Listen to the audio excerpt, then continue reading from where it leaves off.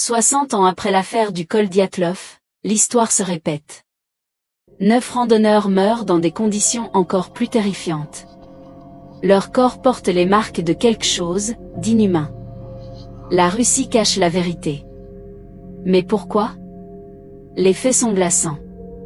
Le 12 février 2019, dans le massif du Kolatsiakl, en plein cœur de l'Oural, un groupe d'étudiants expérimentés part en randonnée.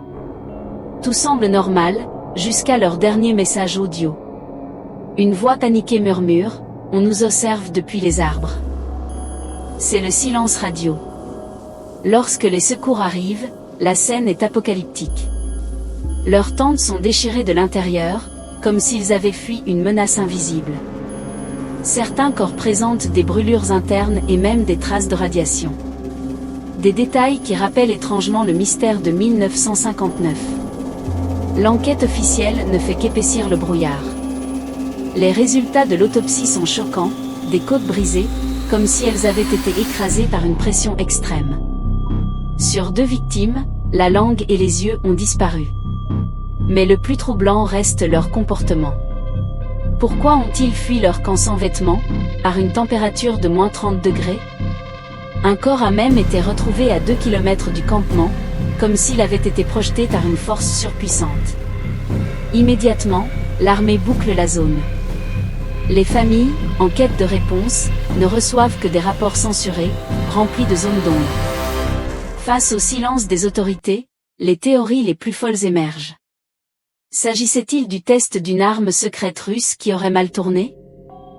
Une technologie militaire expérimentale dont les randonneurs auraient été les témoins malheureux? Ou faut-il chercher du côté du paranormal?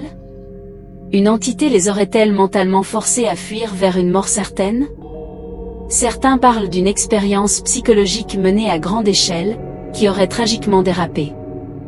Des ufologues évoquent même l'ouverture d'un portail dimensionnel, une faille spatio-temporelle au cœur des montagnes russes.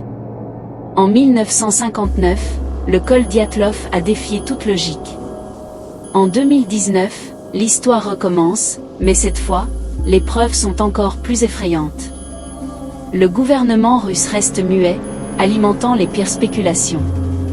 Et si la réponse ne se trouvait pas sur Terre, mais se cachait juste au-dessus de nos têtes? Qu'en pensez-vous?